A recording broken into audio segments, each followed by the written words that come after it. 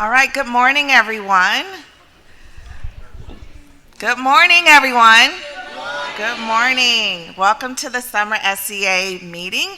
My name is LaShondra Scroggins, and I am the group leader of the 21st Century Program at the Department of Education. We are excited to be in person with you once again to bring you great content, provide you with the opportunity to network with one another, and from us to learn from you. Today is jam-packed, so we're going to go ahead and jump right in it. But I do want to acknowledge that we have a lot of new faces, so I want to begin with introductions with the department program officers, and then we'll give you an opportunity to introduce yourselves. First, we have Julie Coplin, Andrea Jackson, Debbie Little, Gail Payne. I think there's some biases over here. And Janelle Wood. Okay. As I said, there are lots of new faces, so I want to give everyone an opportunity to share your name, your state, and your role. If I can get two program officers to pass the microphones to either side, and we can just go ahead and pass from there. Yeah.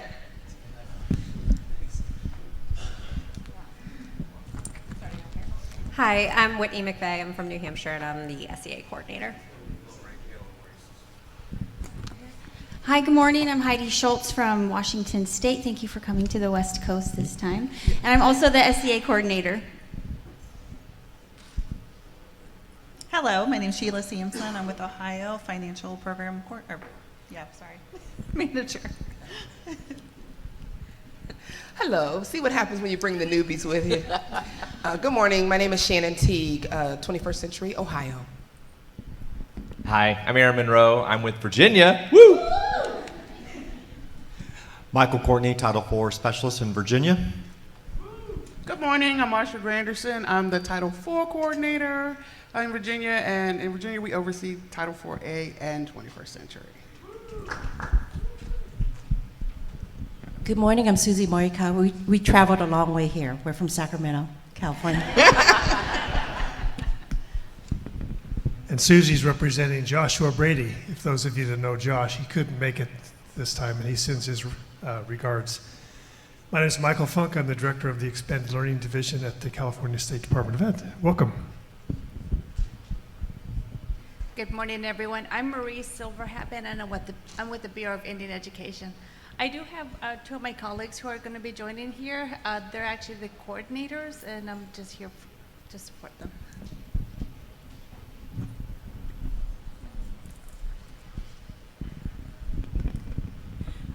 I'm Glenna Cummins, and I am representing Bridget Stacy from Kentucky. I'm Leslie Spears, also from Kentucky SEA staff.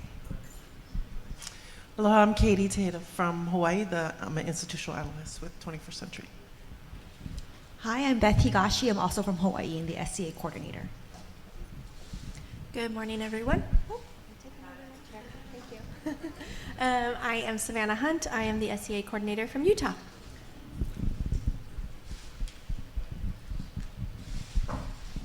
Good morning, Tim Bullington, Assistant Director of Federal Programs for Arkansas, SEA Coordinator. Gail, I love you. Good morning, I am Melanie Mayu from Louisiana, and I am a supervisor for 21st Century, among other things. Good morning, Kenya Jenkins, Louisiana. I'm the Director of Federal Support, Federal Programs in Louisiana. Good morning. I'm Amanda Rylant. I'm a brand new SEA coordinator for Alabama. Welcome. I'm Malika Tongaway, the State of Maryland, Chief of Extended Learning for the Department of Ed. Hey, Julie. Hey, good morning. I'm Alex Charles from North Carolina, and I am the Senior Director of Federal Programs, and I knocked chairs over, apparently. Hey, good morning. I'm Susan Brigman. I'm the Section Chief for 21st Century for the state of North Carolina.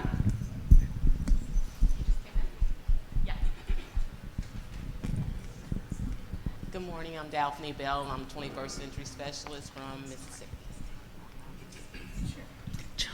There are two more back there. Two new ones back there where BIE is.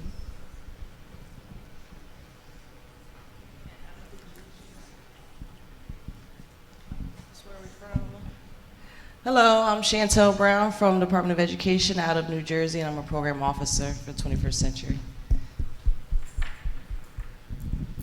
Good morning, everyone. Tamika Chester, New Jersey Department of Education, and I am also a program officer for the 21st Century Community Learning Centers.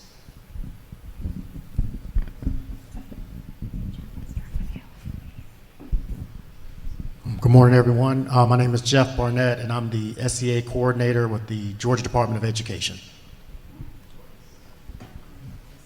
Good morning. I'm Nathan Worley from Wisconsin, 21st Century CLC consultant.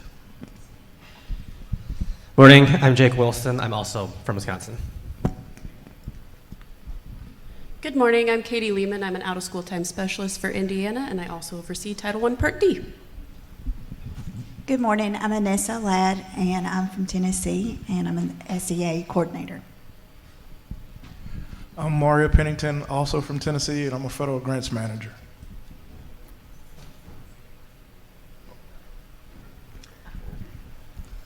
Morning, everyone. Christian Brown with the state of Idaho. I'm the 21st Century Specialist, and I get to work with Sheena.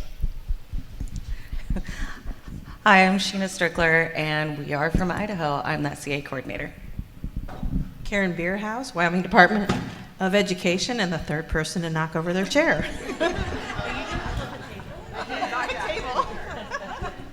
Hi, I'm Sherry Swint from Wild and Wonderful West Virginia, and I'm one of the coordinators for 21st Century. Good morning. I am Christine Macy from the state of Kansas, and I am the SEA coordinator among with many other job responsibilities in Kansas. Good morning, everybody. My name's Arlene Wolf, and I'm on the north side of the Dakotas, and I am the one and only SEA coordinator, 21st Century. Hello, Alan Harstead, the south side of the Dakotas, SEA coordinator, among some other things. Good morning, I'm Jan Handa from Nebraska. I am retiring next Thursday, August 8th. And I have been the SEA coordinator just forever, so I brought along the person that's going to be taking over for me starting next Friday. The pressure. Good morning, Mariella Resendez Alvarado from Nebraska, and yes, I'm going to be filling these shoes, so I will be calling you all for help and support. Thank you ahead of time.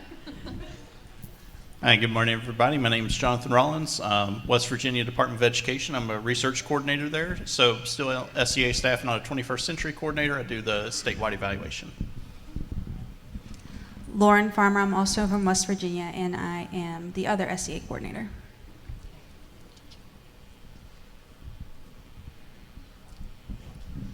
Hi, I'm Sharka White. I'm the Deputy Associate Superintendent for the state of Arizona, and I have 21st Century programs and all federal programs. I'm Doreen Candelaria, Arizona. I'm a 21st CCLC specialist.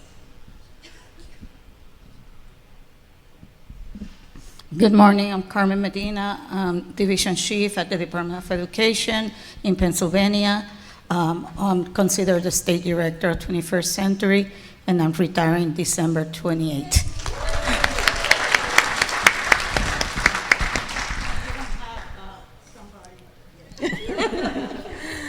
Good morning, my name is Watanya Nye, and I'm the 21st Century Program Supervisor for Pennsylvania. Good morning. My name is Sandra Severanes, and I'm from the Virgin Islands, Assistant Program Manager. Good morning. My name is Carla King, Program Manager for Virgin Islands Department of Education, 21st Century.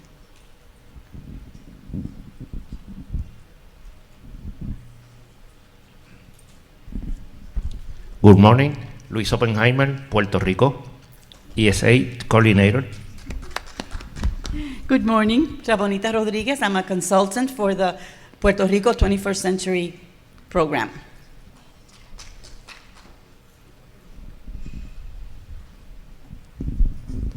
Hi, Hi, I'm Shelby Pons, and I'm with Connecticut State Department of Education, and I am the coordinator, state coordinator. Thank you.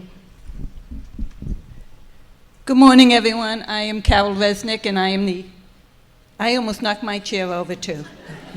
I'd like to follow what you do. And I am the SEA coordinator for Massachusetts. Hi, I'm Megan Ireland. I'm also from Massachusetts, and I'm a program specialist. Hi, I'm Molly LaJoy, and I'm from Oregon, and I am an SCA coordinator. Good morning, everyone. Thank you so much for being on the West Coast. Oregon feels great today. So, good morning. I'm Raquel Gwynn. I'm the SCA coordinator from Oregon.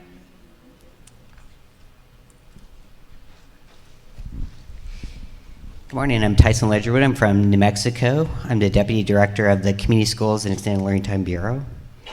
I'm the old SEA coordinator, and New Mexico has a new SEA coordinator now.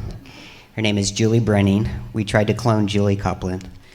That's her best. This is her best effort because she's really good and she understands federal programs. New Mexico. Thank you for that introduction. Julie Brenning, and I'm the brand new SEA coordinator in New Mexico. Good morning, I'm Jody Maestas, and I work with Tyson and Julie out of New Mexico. Good morning, Kelly Rose Saffron, and I am SE coordinator for Washington, D.C. Hey everyone, I'm Anna Young. I'm the SEA coordinator for Colorado. Good morning, everybody. Benjamin Scott, Aussie from Washington, D.C. I'm a program coordinator.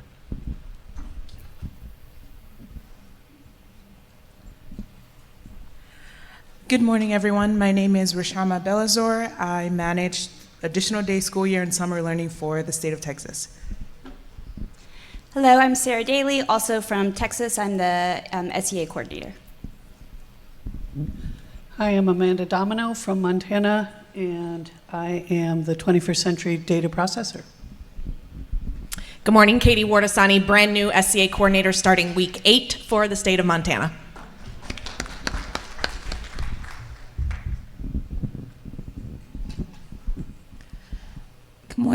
Good morning, Judy Nelson, Mississippi. I'm the executive director for the Office of Federal Programs, and we love you, Gail.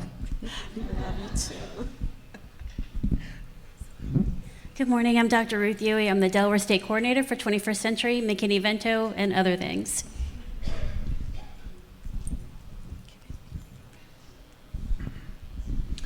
I'm Andrew Pasteur. I am one of the consultants for the state of Michigan. Good morning, Jason Kiss. I'm the other educational consultant in the state of Michigan. Hi, everyone. I'm Patty Wagner. I'm the department analyst for the state of Michigan. Hi, everyone. I'm Lorraine Thorson, and I'm the manager of the 21st Century Programs from the state of Michigan. And my staff will never let me retire, so you're stuck with me.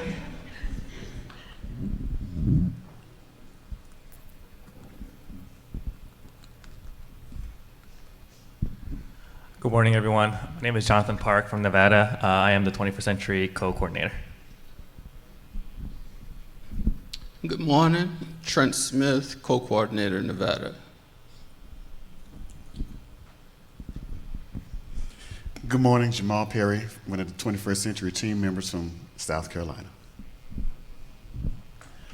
Good morning, Shonda Pooser, state of South Carolina, 21st Century team. Thank you. Did we miss anyone? Okay, coming back.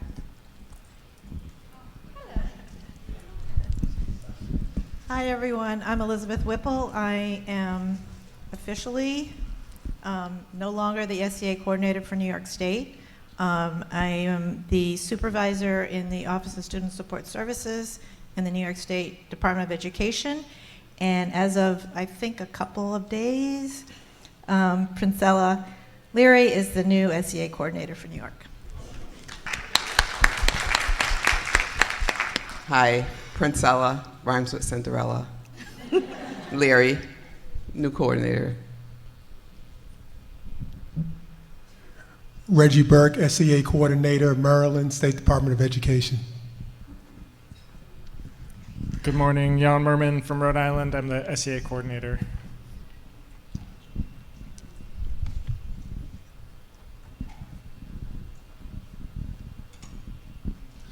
Good morning, everybody. My name is Dallas Arts. I'm the 21st Century Program Supervisor for Washington State. All right, thank you everyone and welcome. So we don't have a lot of time, so I'm going to zip through our updates quickly. And I will let you know that we are recording, so if you miss anything, it will be posted on the INTAC website as well as the slides. So I wanted to start off with the grantee satisfaction survey. Thank you all very much for responding to the survey. The 21st CCLC program had the highest response rate in the Office of Elementary and Secondary Education at the department. The highest, 93%. And as you know, we take our feedback very seriously. We have received the scores and are expecting the actual responses sometime next month. But as a part of our continuous improvement, we will review each and every comment and we will be responsive and determine which we can feasibly focus on in the upcoming year as we strive to continue to provide you with high quality support. So we thank you very much for your support there. For 21 APR, we are in the process of finalizing the report for the most recent data entry. Last year, as you know, served as baseline for the new GEPRA measures. In the most recent data collection, we observed over the past year, not everyone has established the effective ways for collecting and reporting GEPRA measures, so we're still going to continue to support you through the office hours. But please know that the expectation is that the GEPRA, they're not new anymore, we are looking to view those data longitudinally so that we can figure out gaps and areas of where we can provide more intensive support. But because there were some missing data this year, we had to work on an addendum. That's why the report's a little delayed. So once the addendum is completed, we will be able to publish the final report. But I will say a commonality that we found is those who had missing data didn't really attend the 21 APR office hours. So I just want to encourage you as soon as possible and as regularly as needed that you reach out to us for support at the help desk to make sure that data are submitted completely, accurately, and on time. Letters were sent out to folks letting you know of the seriousness that the department is taking. And because this is a report that we have to share with Congress, we may have to make some stiffer consequences if data are not submitted complete and accurately and on time. So we want to avoid that. So, you know, as soon as you know that you may be going up against roadblocks, I encourage you to reach out to your program officer and or the 21 APR help desk. Draft non-regulatory guidance. Y'all are probably sick of us talking about it in draft form, but I have some great news.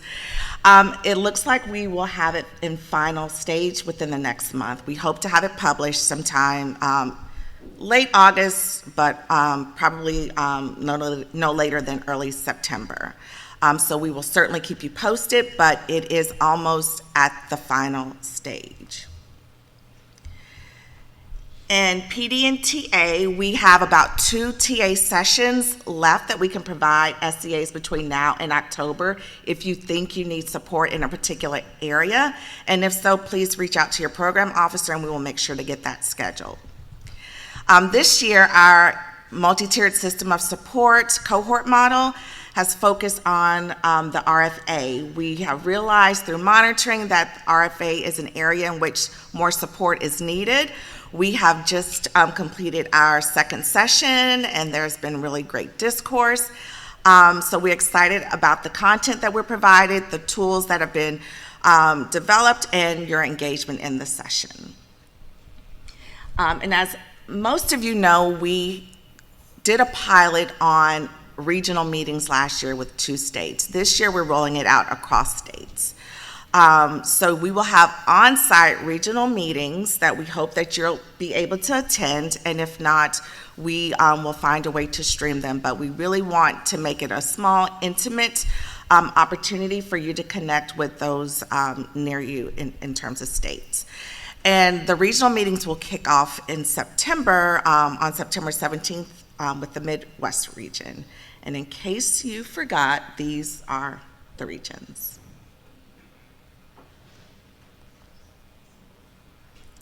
The next update is with NTAC. In March, we launched the NTAC website. Similar to the Y for Y website, there is an SEA corner where you have to have a specific login. There you will find posted webinars and resources specific to SEA coordinators.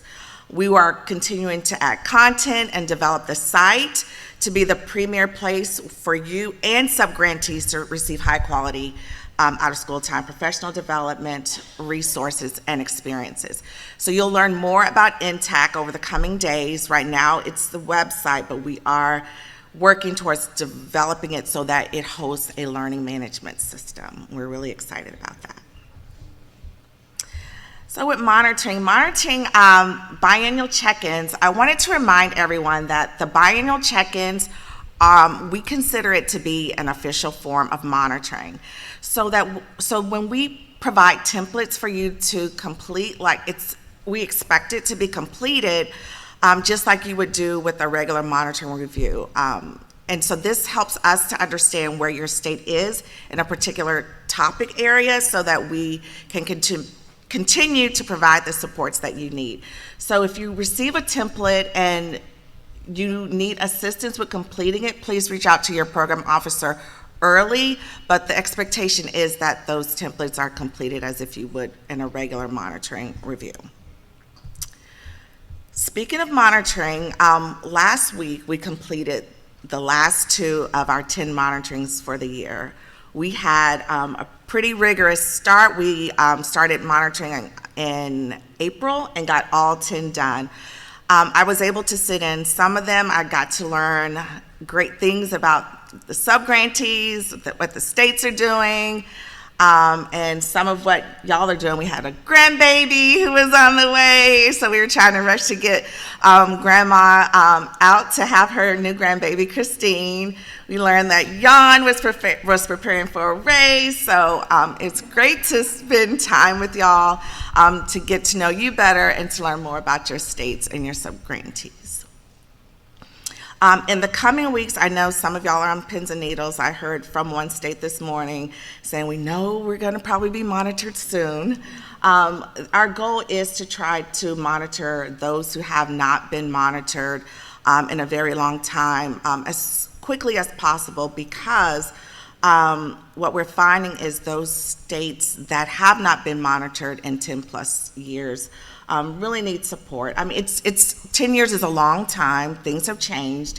And I encourage you to reach out to those states that were recently monitored to learn of their experiences. I know that there were a couple who had conversations with one another ahead of time. Rhode Island and Oregon, they did a tag team. They, worked together. It was great in preparation for monitoring, and they both had successful outcomes. So I would definitely encourage you to reach out to some of the states who were monitored this past year. As I have shared, we are a data-driven team, and we use the data, again, from the monitoring review to assess us with determining TA and professional development offerings. But I thought that it would be helpful to all of you, especially those who haven't been monitored recently, if we shared some of the top critical elements that we have seen SEAs receive required actions. So here are some trends that we have identified that can be fixed quickly. So the first is 1.3. The SCA clearly identified all required information on the GAN. What we're finding is some states have 6 of the 14 items, some have 10 of them. You need to have all of them. And if you have any questions on what those are, the statute is listed, but you can also reach out to your program officer, and these slides will be provided to you. Another one that we found that is a quick fix is 1.5, and it states that if renewability is being implemented, the SCA establishes a clear and consistent renewability process. Even if your state does not have renewability, you need to have something in writing for your subgrantees to know that. So document the process if you allow it, and if you do not allow renewability, we expect it to be written somewhere in your guidance. 1.9, the SCA distributes subgrant funds equitably among geographic areas. Sometimes we just receive a list of the subgrantees. The challenge is we don't know who's rural, which sites are in urban areas, so we ask that you provide at the very least the grantee's name, the amount, because it's about the distribution of funds, and whether it's located in an urban, rural, or suburban area would be helpful. Another one, 1.23, the SCA requires an applicant to demonstrate how the proposed program will coordinate with federal, state, and local programs. We're seeing the words blended and combined, and it's really coordinate. The department doesn't allow you to blend or combine 21st century funds. So just note that could be another quick fix. If you have blend or combined, we encourage you to remove it because that's not allowed with 21st century. Another one is assurances. Sometimes we're finding that assurances are what we are expecting to be assurances are just in the narrative section. It's a good practice, a best practice, I would say, to have it both in the narrative section and in the assurances section. But if we're asking if you're making sure that an assurance is provided and it's just with the narrative, it will be a required action because we're expecting an assurance as well. Another thing that we wanted to note is that when you are using language or referencing statute, to make sure that you are lifting that exact language and that you're using the appropriate citation. And for transportation, addressing safe transportation to and from centers, there should be space for applicants to describe how this is done in the RFA, and the SCA should also be monitoring for this. So there should be a description of how they're going to do it in their application, and you should have it as an indicator on your monitoring protocol.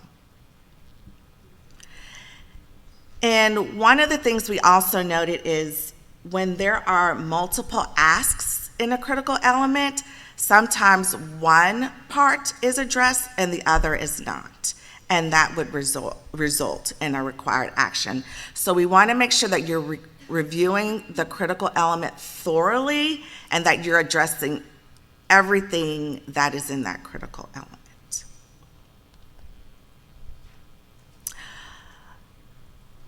.29, the SCA ensures that the applicant establishes a plan for implementing an expanded learning program if applicable.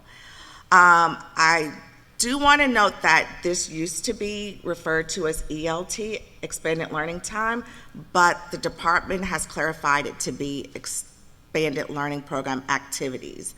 And again, noting that there should be a policy, either you do or you don't, so that there is clarity with the subgrantee.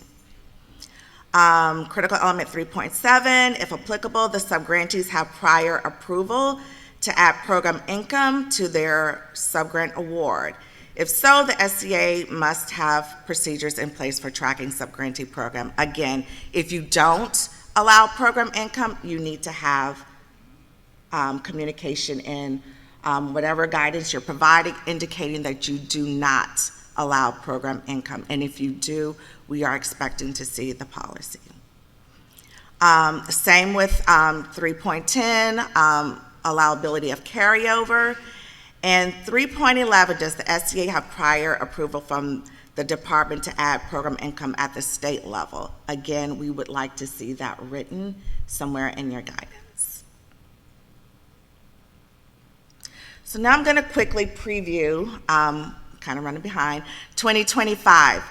So each year, the department has to do an activity that we call closeout, and I'm sure y'all do something similar at the SCA level, where funds are near expiring, and we need to reach out to you to determine whether or not you want to be able to still use those funds through requesting a tidings waiver, or if you need more time to obligate funds and you request a late liquidation. But we're also finding that a number of you are returning quite a bit of money back to Treasury. And we want to make sure that all of the dollars that we allocate to you are going to all of the children and the families who are eligible for services.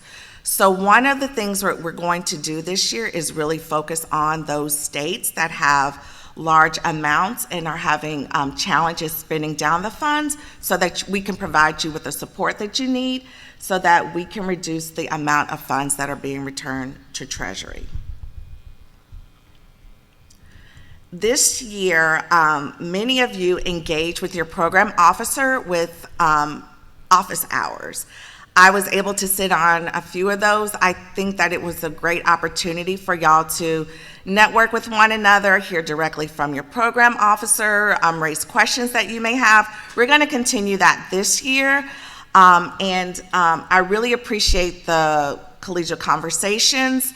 One of the other things that's not listed on here that I was able to do was go out into the field and meet with some of your subgrantees to hear and learn about the work that's going on. I met up with Reggie and went to a site in Maryland. I met up with Kelly, was able to see a great program in DC, met up with Ruth in Delaware and Carmen in Philadelphia and Westchester and Watanya, and got to see some amazing programs. And we want to continue to do this as much as possible. We don't get to travel a lot, but where I live, I can drive to these areas.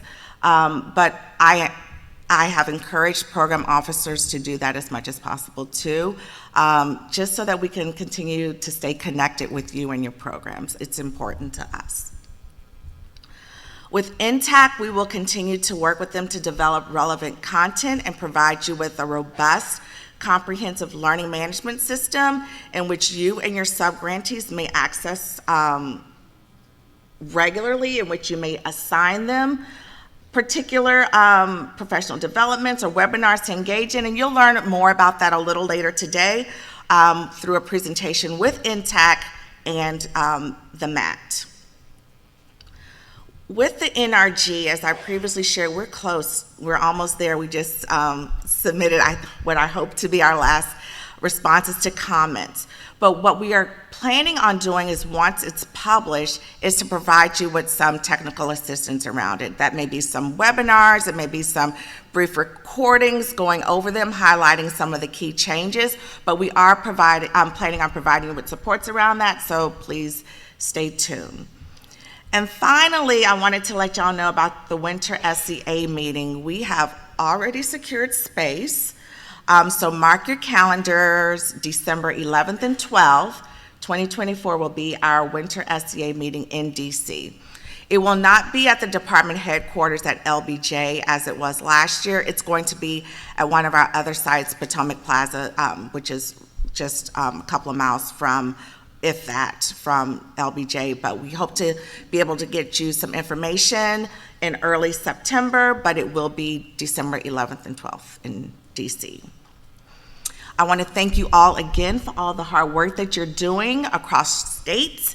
And again, all slides will be posted in the SCA Corner on INTAC's website in the coming weeks.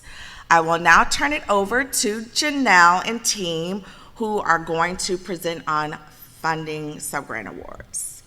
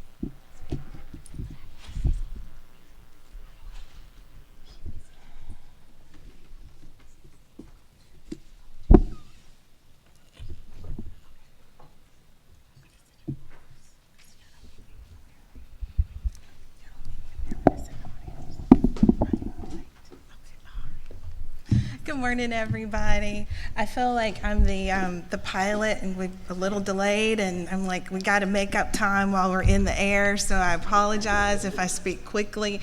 But we do have a lot of content to share, and we also want to make sure that you all have time to share with each other.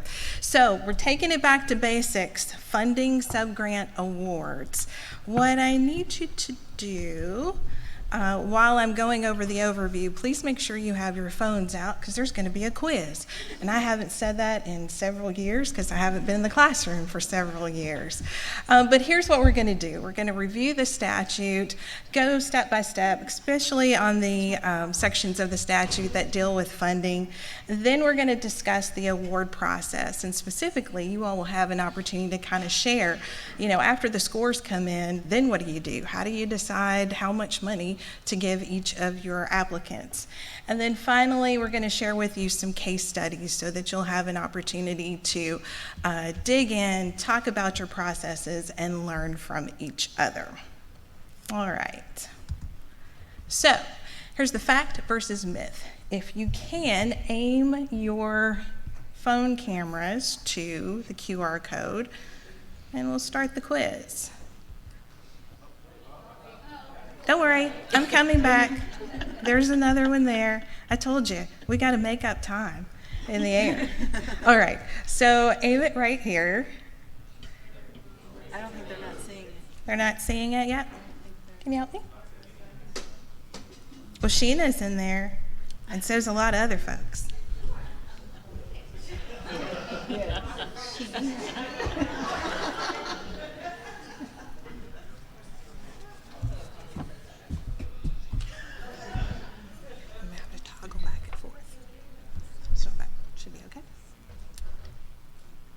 You're here with us. All right, thank you. All right. Okay, everybody ready? Almost. All right, good job. Lots of folks. All right, here we go. You can be whoever you want to be. You don't have to put your name in. I realized that when I was practicing, I just put in Jan, and I was like, oh, folks are going to think I'm either Jan or Jan. And so I took my answers out in case I missed them. All right, here we go. Myth or fact, all sub-grantees must be awarded a minimum of $75,000 each year of the grant.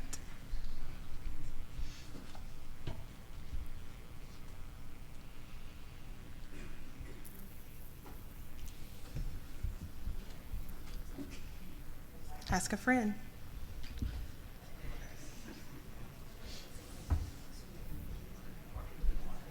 That's right. It's a myth. It's 50,000. Next one. SEAs must make awards for programs for a period of not less than 3 years and not more than 5 years. That is fact. Very good. Renewability occurs when an SEA continues a grant from 1 year to the next.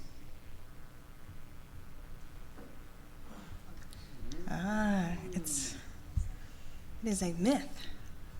My teammates helped develop these questions, so they were wanting to be tricky. Last question. Renewability automatically occurs for all sub-awards. That's a myth.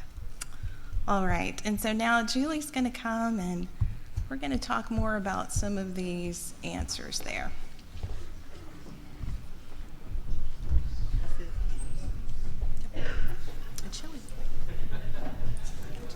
Oh, it went back to the beginning. And just hit the space bar. The space bar moves it forward? Yeah. Oh, you're going to come back up in a second anyway. Yep. And I moved you. Good morning, everybody. This is one of my favorite topics about awarding grants. I'm going to go over some of the things in the statute with you, and then Janelle's going to come back up and do some more testing. So the first we're going to talk about size and scope. The statute is very clear that awards must be of sufficient size and scope to support high-quality, effective programs. We're going to talk more later about how to do this. The law also says that awards must be for at least $50,000. So all of you who got that right in the quiz a few minutes ago, congratulations. The department has also interpreted that this means that it's $50,000 for each year of the grant, not just the first year, not the total of the grant, but each year of the grant. Okay, so I'm going to call Janelle back up, and she's going to do some more quizzing with you. I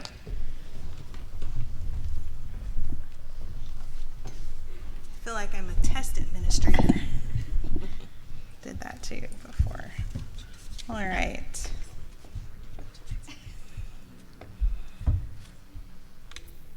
Oh, it's going to take me over there. Okay, another poll.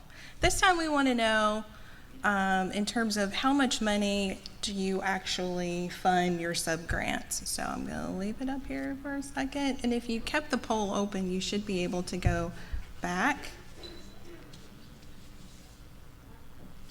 Seeing, and you're waiting for me to start it. Okay.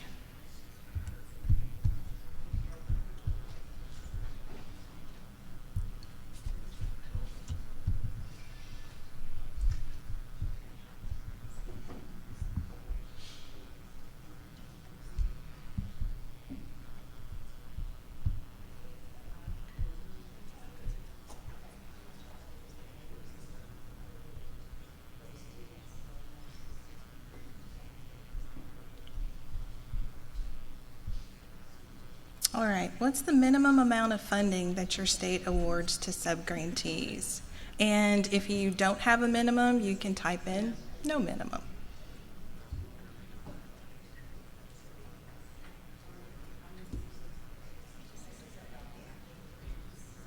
I see 240,000.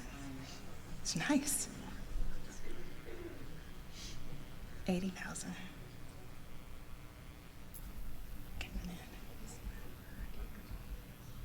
And you can keep adding your responses. I'm going to move on to the next question. What's the maximum amount of funding that your state awards to sub-grantees? And if you have no max, please let us know that as well. And yes, if you have a per student, I saw where someone put a per student allocation, that's good information to know as well.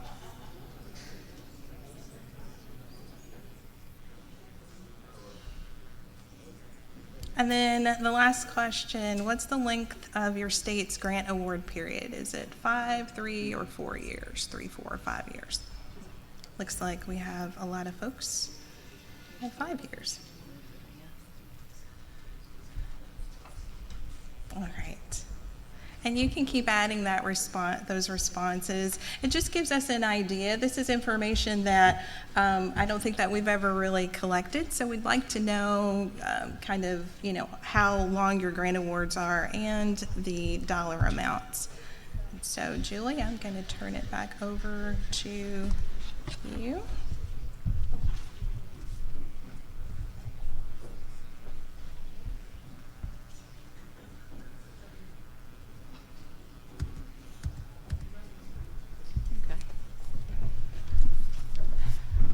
Okay, so we're going to talk a little bit more about size and scope. So as we've already talked about, the minimum is $50,000 per year. We're going to talk a little bit more later in this presentation about continuations, where we'll talk about how this can work, or hopefully does work, in the later years of each of the subgrants. So what does size and scope mean? It means the scope of the project, the activities, and the design should reflect the needs of students and families. The amount of funds awarded must be sufficient to carry out the scope. So how can the SEA ensure this happens? You can provide TA on the scope of the projects, and this really starts with your applicants, not necessarily when they're already subgrantees, because you want to work with your applicants into determining what the needs are of their students and families, and then designing an appropriate project that helps meet those needs. And the funding comes in because then you want them to also be able to request the amount of funds that matches the scope of the project that they plan to carry out. And the SEA can also provide TA to subgrantees and, again, applicants to support coordination of programming and leveraging resources. Of course, you can do this with your subgrantees, but it's also best to do this with your applicants. If you talk to them about how they can coordinate programs together, other resources that they can leverage for their project, and they can include that in their application, and that could be part of their project. That will also help define the scope of the project. Okay. The funding period. So I know you just answered a question about this as to how long your sub-grants are for. As you know, they must be between 3 and 5 years. But the SEA has a lot of flexibility on how to do this. In a moment, well, she already took the poll, never mind. But there are other decisions that go into determining how long your sub-grants are for. For example, how many cohorts do you want to have simultaneously? Some states do competitive competitions every year and have multiple cohorts going on at the same time, while other states have a competition once every 5 years or once every 3 years and only have one cohort operating at a time. There's pros and cons to each strategy, and we're going to have some case studies later and some networking where you will be able to talk amongst yourselves about how you do it in your state and maybe help some others figure out ways to do it better in their state if they're struggling. The SEA should also consider its own capacity when making these decisions. Do you have the capacity to run a competition every year? Do you have the capacity to support multiple cohorts that are running simultaneously? So these are all things that you should be thinking about when you're deciding how long your sub-grants are. And obviously also the money. How much money are you bringing in each year? And how many sub-grants can you support each year? And that also has to deal with the maximums that you set. As you know, the federal government doesn't set a maximum. So that's also a decision that your state will be making or has already made. But these are also things that you can reconsider. I think as part of the conversation that we have today, what we'd like you to do is think more deeply about what the landscape is in your state and maybe go back and revisit some of these questions and the best way to serve the students and families in your state in the out-of-school time. Okay, so I'm passing it on to, I think, Andrea, and we're going to talk about renewability and continuations.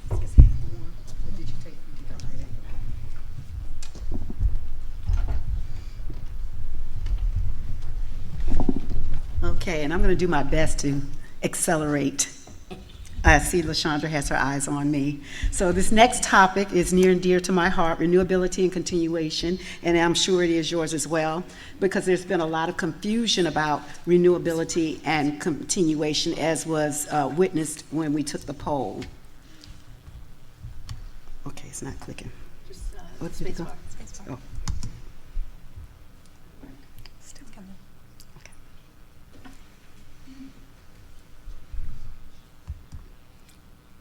It's not me, LaShondra.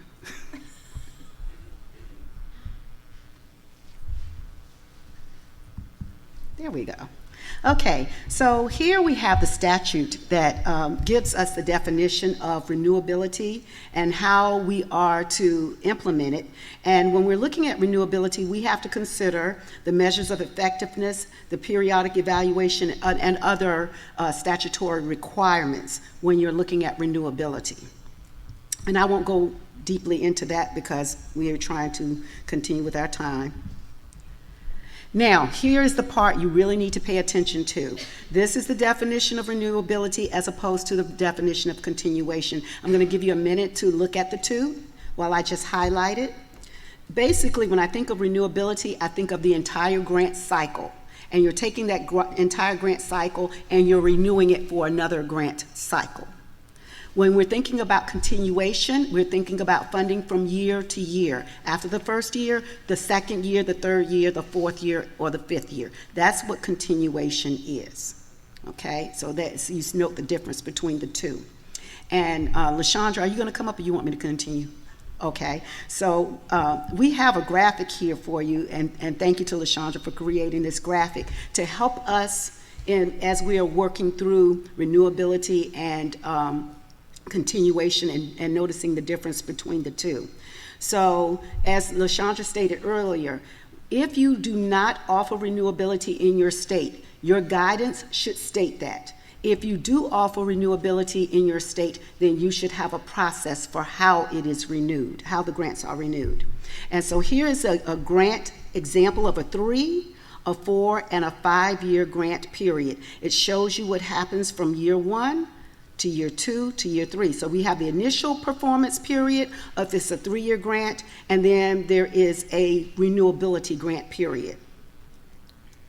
Okay, I'll give you a minute to look at that. Next, and the slides, I was told to remind you that these slides will be available, and so you'll get this copy. We will also record this session as well, and it will be on our website, on the INTAC website. Okay. Next, we have the continuation grant periods. It starts with a 3-year grant period. Some of you have 3-year grants. The first year is your initial grant award year. From the next year, it's a continuation, and it's based on the availability of funds, and it's based on the performance of your subgrantees. Then you have your 3rd year. And so what we did was we expanded it for the 4-year grant for those of you who offer the 4-year grants, and then for those of you who offer the 5-year grants. Okay, so here's an example of a renewal process. So, and I'll go ahead and read this very quickly. To renew funding, grantees are required to complete the annual progress report application and meet or exceed 80% or 97 points or more on the renewability criteria rubric. So in this state is saying, this is our criteria for you if you plan to renew your grant award. And then it goes on to say the scope of programming should not change drastically during the extended funding period. That is also important to note. When you renew a grant, you're renewing for typically the same type of grant that you had initially. It's not to change it all around and design a new program. Overall, grantees that receive renewals must continue to serve substantially similar population and equal number of youths. So basically, it's the same program. And I'm going to just go pop in quickly so that you can see the sample of the renewability criteria here. And so this state is using this criteria to help determine whether the award should be renewed. So as you can see, they have a well-defined process. Okay. You want me to go back? Okay, let me go back. And again, these slides will be available to you, we promise.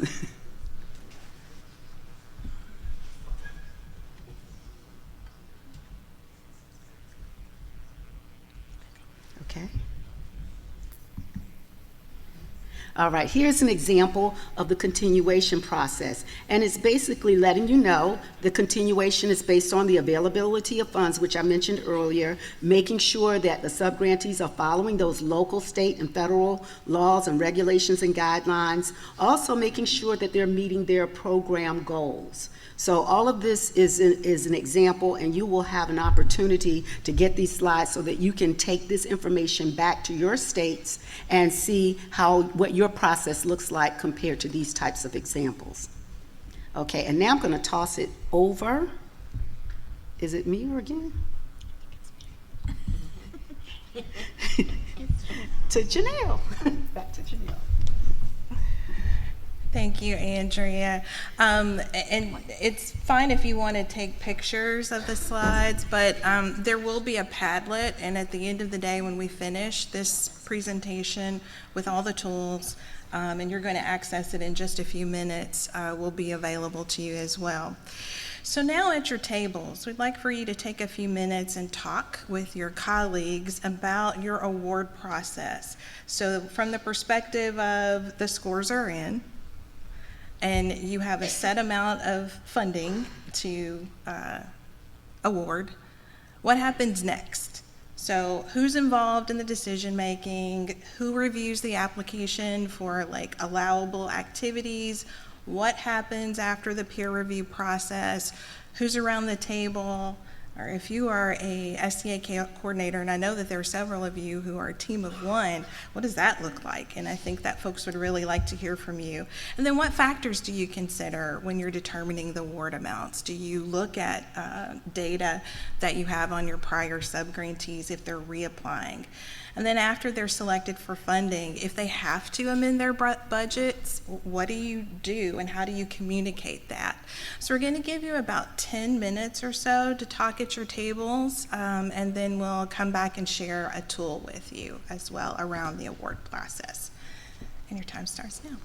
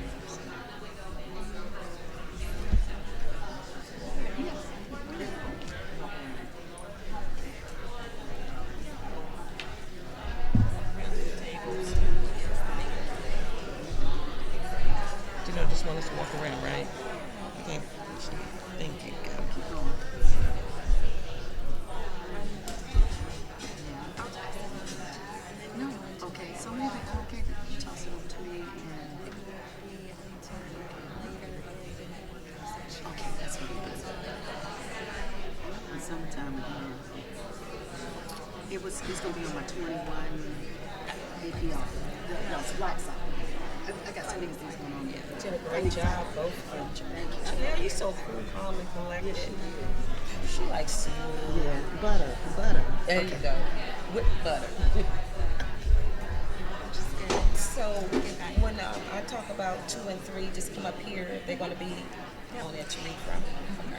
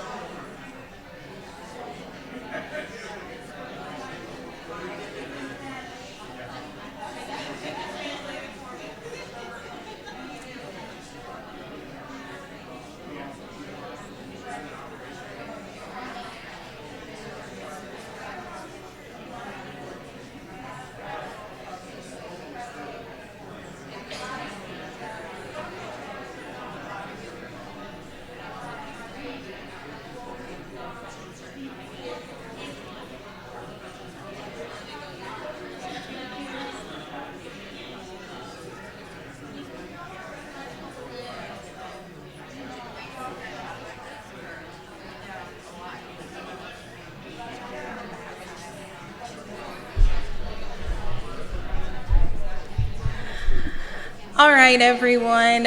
Sorry to interrupt the conversation, but I do hope that you have some ideas that your colleagues shared that you'll be able to use. We do ask if you have any tools that you use at your state, like if you have a Excel spreadsheet or some type of process, please upload it to the Padlet. So if you want to go ahead and take your phones out, you can keep that open because this is where we're going to share some resources as well.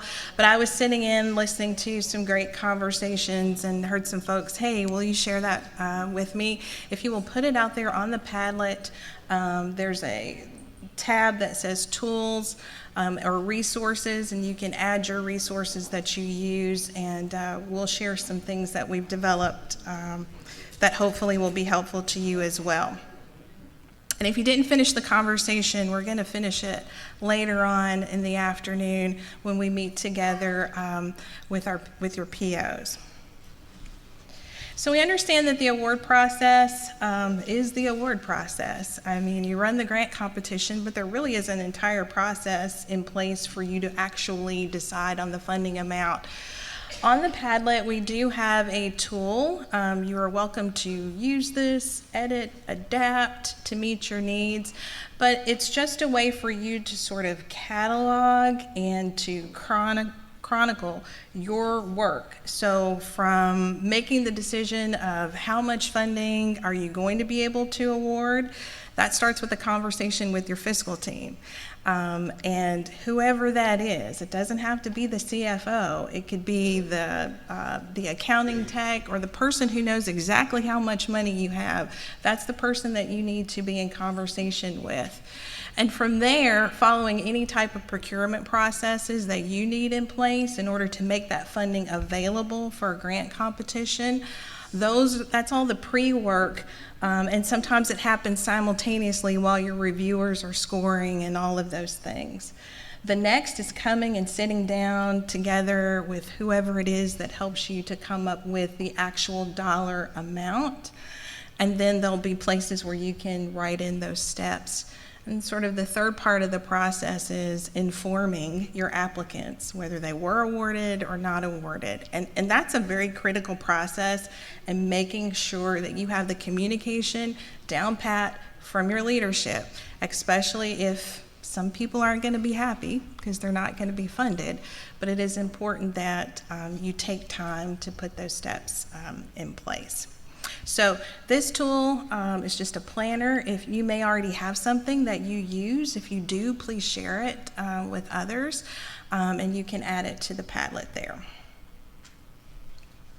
All right, so we are going to move into our networking session. You've noticed that we have some table numbers. We wanted you to feel special, like this is a fancy meeting. But no, we heard you the last time we were together during our winter meeting. You said that it would be nice to get together with groups of folks who have similar funding, and so that you can have some conversations there. So there are numbered tables 1 through 8. If you would please transition, you can see your SCA, your state there, and move to the table accordingly. So if we'll take a few minutes to do that, and if you are lucky folks that you don't have to move, that's great.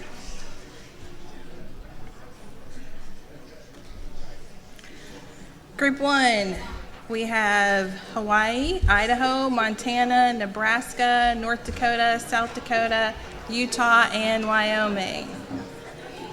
Group 2, Delaware, DC, Maine, New Hampshire, Rhode Island, Vermont, and the Virgin Islands.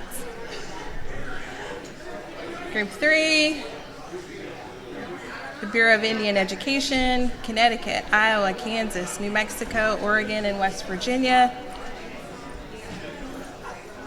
Group 4, Arkansas, Colorado, Minnesota, Mississippi, Nevada, Oklahoma. And I think everybody else can see that one. All right.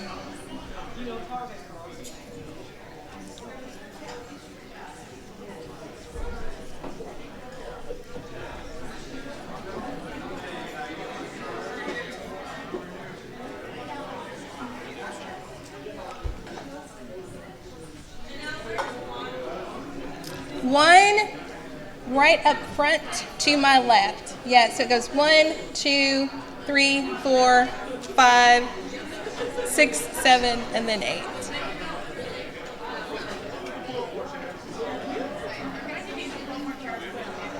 They can pull up more chairs.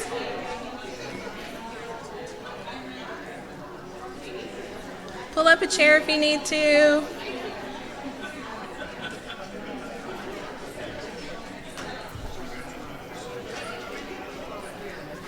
Or if you're tired of sitting, you can stand.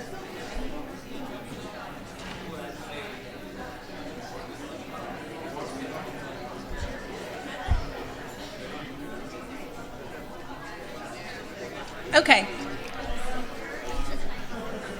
It's a big group there.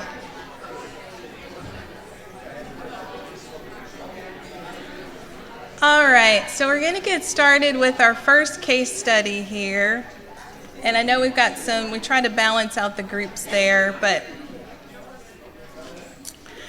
here's our first case study. And then we'd like for you to discuss at your tables for a few minutes. Here's the background. So the SEA has $10.9 million to award.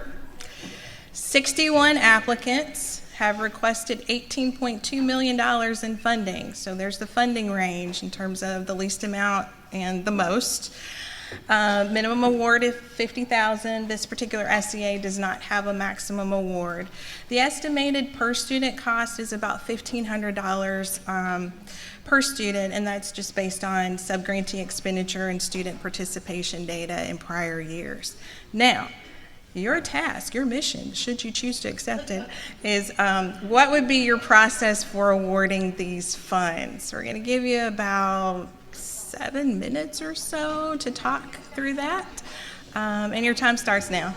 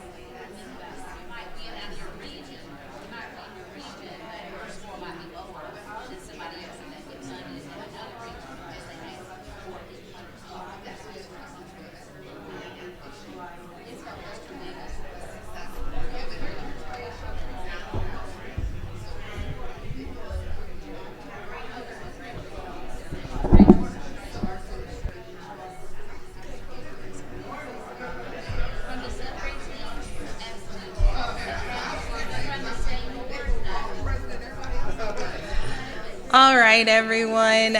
Thank you for the conversation. I hope you'll get an opportunity to continue it as we move on to our next case study. Before we do, I will just do a quick wrap up for this one in the essence of transparency. This was a real life case study. This was during my time as an SEA coordinator in Tennessee, and that's real data right there. And so it is very difficult, I understand, when you only have so much funding to award and you have all of the applicants. And you also may have some pressure from your leadership to fund so many awards. Like that is the reality of it. And so we hope that you found the conversation meaningful, that you can learn from your colleagues. And if you have any tools, any processes, I heard lots of good things and would love to hear more. But we wanted you to understand, we do understand how difficult this is. We even had a little spirited conversation amongst ourselves when we were talking about this particular scenario. And so it's good. It's good to have that conversation. I will say that we did fund 58 out of the 61 applicants, and I think the funding range from maybe 10 of those were $50,000 a year. The rest were around $75,000 all the way up to $500,000. And so it is very important to know how much money you have to award on the front end instead of on the back end. So with that said, we're going to move on to case study number 2, and I think Gail's going to talk to you about our favorite topic, program income. Okay. So case study number 2, program income.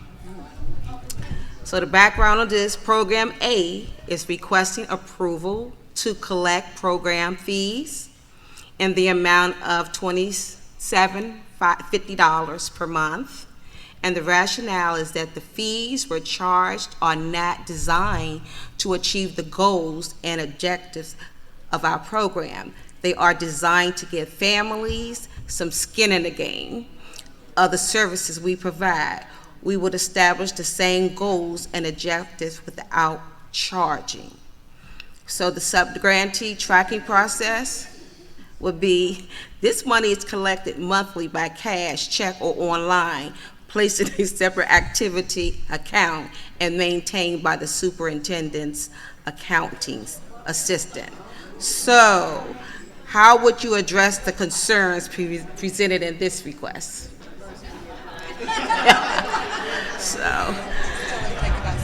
Okay. So your mission, should you decide to accept, you have about 7 minutes.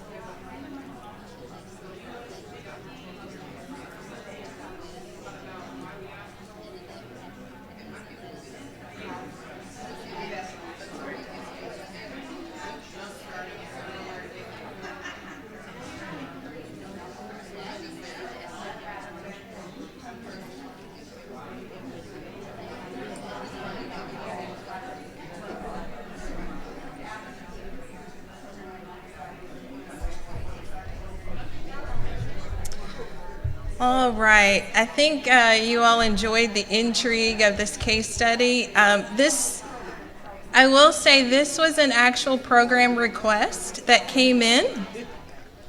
And the language that you see on the screen, it is a direct quote. This was one of my teammates' states. And when we saw it, we were like, is this real? Are they kidding? And so it's always nice. Obviously, our response was, because just as a reminder, the approval comes from the department. And so you actually will submit, if you are a state that allows for program income, you will submit your request to us at the department on behalf of the subgrantee, and we will review. And we obviously said no on this one. I don't know what was more offensive, like the skin in the game, or basically we don't need this program income because our goals will be achieved even if we don't have the funding. So that said, but we do want to move on and talk about the 21st century funding cycle before we move into our very last case study. Yeah. So if we had chosen as a state not to allow for program income or anything. Yeah. Thank you, Julie. We got a question on the floor. Our question was that if we are a state that is not allowing program income or fees to be collected of any kind, and we have a subgrantee, that they are still going to be able to reach out to you all to ask permission, or would that not be the case? No, we want it to come from the SCA, not so from... if we say we're not allowing, then they can't just go around us and come to you. That's right. Okay. Thank you. That's right. We appreciate that clarity. No problem.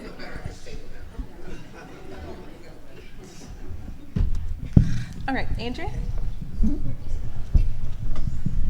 Okay, next we're going to talk about the funding cycle. And I have to tell you, this graphic gives me a great deal of comfort and a great deal of trepidation at the same time. I'm glad that we have it here, so if those of you who need to take pictures, go ahead and take pictures now. So the cameras, get your cameras out. So what I'm going to do is walk you through the funding cycle. So you basically, once the funding is received on July 1st of every year, and we always get calls and we get emails about when are we getting our allocations, the state level allocations, when are they coming? They come through the G5 system on July 1st of every year. Now, the amounts vary, as you've all noted. Sometimes you get a little more and sometimes you get a little less, but you will get your funds on July 21st, at which time you have 27 months to spend your money. And I think about I'm dating myself now, the movie Trading Places, where they say, sell, sell, sell. Well, you guys need to spend, spend, spend. We do not want the money to come back to Treasury, as LaShondra noted earlier in her updates. So the first part of it is your regular 15 months of spend downs from July 1st until September 30th, because September 30th is the end of our fiscal year. Then it can be a tidings amendment, which you note here is automatic, 12 months. So it's extended to the next September 30th, which makes it 27 months, okay? At which time, 120 days from that time, you have 120 days to liquidate, okay? So we're trying to spend this money down. You have that's the January 30th of that next year. So to help with that, when I first saw this chart, I was like, okay, this is cool. I get it. I understand this. And actually, as a subgrantee, you want your subgrantees to understand this as well, because they're the ones not spending the money and sending it back to you, and then you're sending it back to us. So it's important that they understand this as well. So with this, we have an example. So if you receive your refunds on July 1st of 2022, that means you have 15 months, your initial 15 months, until September 30th of 2023, and then you get that automatic, that tidings amendment for another 12 months, which is September 30th, 2024, but it must be liquidated by January 30th of 2025. And you'll note in the example it says it does not include those blanket waivers, because remember, because of COVID, we gave a blanket waiver before too, which extended some of the time. And so it goes on from there. I'm not going to go through the rest of it because I know we're trying to speed up on time. But please make sure that you're looking at this when you are talking to your fiscal team at the state level and you're talking to your sub-grantees about spending down funds. When you're thinking about your funding process, we need to get these funds out. We're not trying to just let them lay there. And so I'm going to toss it over to Gail now, who's going to give us another scenario.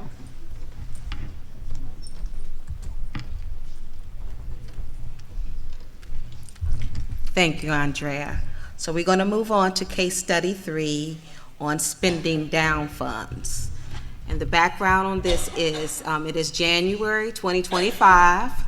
The SCA discovers that it has $18,000, yes, in fiscal 23 funds that must be obligated by September 2025. Below are some options the SCA may use to spend down the funds. So we have the supplemental grant, we have the summer only program, and we have adding another cohort.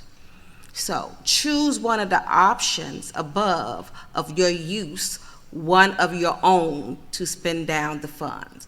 So what are the pros and the cons of the option you choose? That's a good one. So we'll give you 7 minutes on this one as well.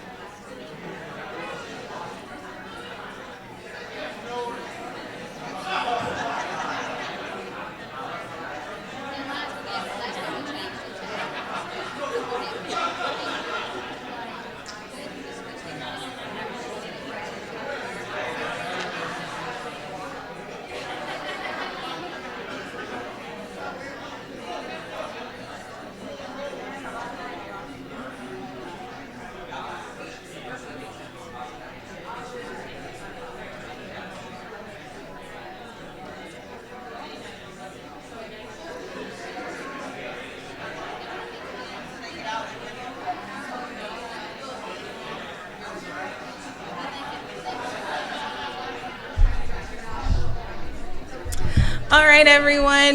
We heard some really good conversations around, and would like to give you a bit of an opportunity if you'd like to share out how you would spend down this $1.8 million that, I guess, a very realistic scenario. And I know that the states who have, like, are kind of on the lower amount, it's like, really? You have $1.8 million left? But it does happen. I do want to share, and thank you for reminding me, LaShondra, that if you happen to be in a state that's in a similar situation, you can do all of these things as well as ask for a tidings waiver. So it's not as if it has to be one or the other. You have a lot of options there. Did anybody have like a creative option that's a blending of the three of these or something that you'd like to share? If so, just go to the microphone, please. Marsha. Yay, Marsha. So I did none of these things. What I did, I used my old, so when I had continuation awards, I would give them a split award. I would have given them some of this old money and some new money, and I would have found grantees. I called them first and said, hey, I have this money I have to award out. I know you spend well. I know you have a lot of staffing. How much could you eat up before September 30th? And then I just found a bunch of grantees who agreed to do that until I used up all the money. Thank you, Marsha. And Marsha's from Virginia, in case you want to reach out to her. What? It is a safe space. All right, anyone else have another scenario that you'd like to share with the group? Okay, thank you. From Kentucky. Yes. Go Cats. We were talking at Air Group, and we probably would have looked at some of our grantees that had provided transportation and provided them supplemental funds to help fund that, because that is a large expense for a lot of our grantees. Yeah, it's a great suggestion, supplemental funding for transportation. All right. Another? We have time for another? Yeah, go ahead.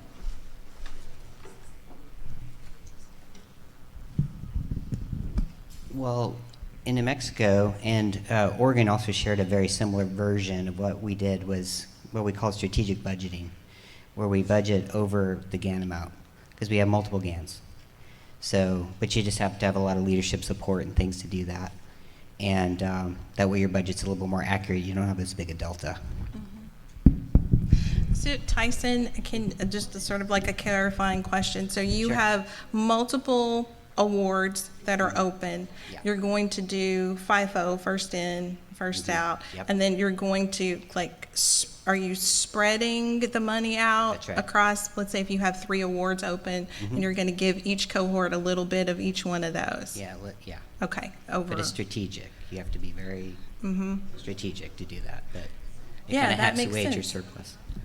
So you'd have to know, like, if you had a smaller cohort or a larger cohort, the larger one might get a bigger piece of Well, it's spread across because it's percentage in New Mexico. Okay. But we had a 5-year surplus. We had a surplus built up over 5 years. So we had to spend that down and not in 1 year.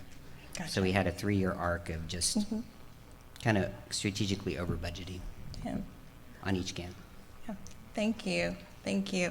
I think that brings us to like all of the things that you shared around. These are some best practices to have around really monitoring your own funds at the SCA level. And I like what you said, Tyson, about being strategic. You had a 5-year plan, like you knew where you needed to be and where you wanted to go. And so part of being strategic about that and some of the best practices is just establishing like a regular meeting schedule with all the folks you need to help you get to that point. And it's the fiscal folks who are very important. I was having a conversation with one of the groups there, and we were talking about you find out whoever that person is who is actually doing the drawdowns in G5 for your state, because they know to the penny how much you have available in every award. And from my perspective, it doesn't matter. The person doesn't have to be the CFO or have a title or whoever, but they can help you, especially if you need to do journal entries, journal vouchers, those sorts of things to make sure that the FIFO is happening. And don't be intimidated if you don't know what that means. Folks are willing to explain that to you, and like accounting folks love to talk about accounting stuff. So if you go to their desk, bring a cup of coffee. So my person was Miss Teresa, and every year Miss Teresa, she got a gift card from me. She got whatever she needed for the holidays because she helped us to not return funds, and I really appreciated her. And if she said we had 27 cents left in a fund, I believed her because she could see it. She could see the things in G5 that you don't necessarily have access to, and also at your state level systems. So another best practice would be to obtain a monthly expenditure report. Same thing, something that you can get from your fiscal team to see how much has been spent in these 3 areas. So whether it's out to your wards to sub-grantees, that annually should be 93%, and this is all based on statute. You're familiar with that. As well as your activities to support your sub-grantees annually, not more than 5%. And then administrative purposes annually, not more than 2%. And that last 7% or so, some of you guys adjust that. Maybe you don't need as much in admin, and you can always push that down to your grantees in the form of your sub-grants. And then develop a plan with the guidance of your fiscal team about 9 months prior to the expiration date. So if you know that funds are expiring in September, your plan should be in place in January as to how you get there and what you need to do. And you know best in terms of, I love the example that Marcia gave, like you knew which sub-grantees could spend that money by September 30th. You have that information. You bring that information to the table when you're meeting with your fiscal team. And then together you can work to make sure that those funds aren't reverted. I think the other part of the conversation is tracking how much your sub-grantees are spending, and many of you probably have lots of tools that you use to do that. But here are some examples of some best practices.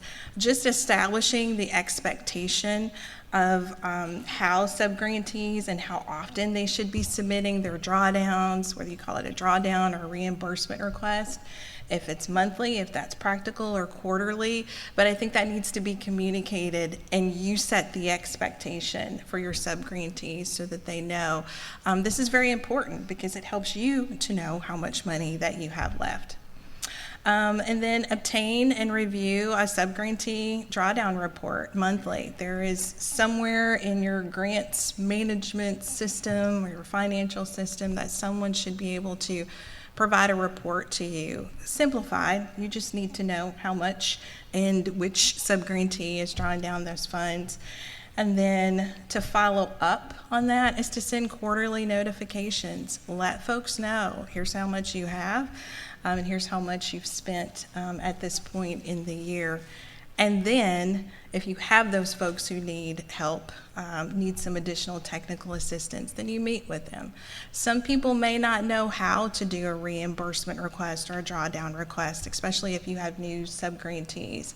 And then there are other folks who will just say, you know, if it's a school district, well, the bookkeeper won't let me do it until, you know, the 15th of every month. But it's important to have like those conversations so that you're aware of the context. And finally, we have a tool for you just to kind of help if you want to use that. There's a spreadsheet that's available in the Padlet to help you track your sub-grantee expenditures. You can take it, or you probably have your own, but this way you can put all of your sub-grantees in. We have a couple of different scenarios. Some states have a July 1 to September 30th fiscal year. We have a few other states who go from October 1st to September 30th. And then Texas and one more state, you all just have something totally different. And I didn't create another tab on the spreadsheet for that, but you can adapt it. But it's just a way to see, visually see, here's how much your subgrantees are drawing. Here's the individual ones. We could sort and filter and figure out which ones we need to contact. The formulas are already there. It'll calculate the percentage for you, and so all you have to do is set up a notification, your communication, if you want to do it this way. You may already have something else. This is going to be available on the Padlet as well. It's over, if you scroll over, it's under Tools.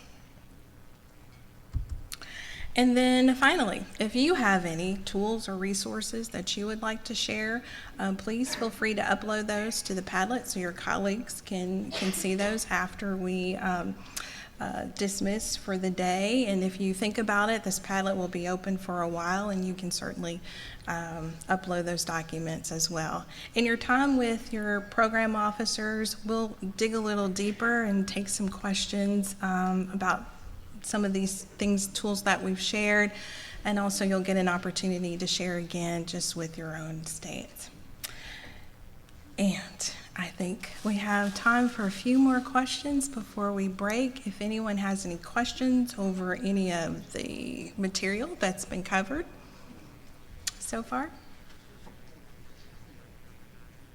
All right. Well, I'm pleased to announce that we are getting you on the ground early. So I thought, I had in my head, I don't know, I thought it was 10:15, and so we've been barreling down that we needed to finish at 10:15, and it only needed to be until 10:30. I think LaShonda's gone. Guess it's okay? Okay to go to break? All right. Have a good break, everybody, and we'll be back at 10:45, everyone.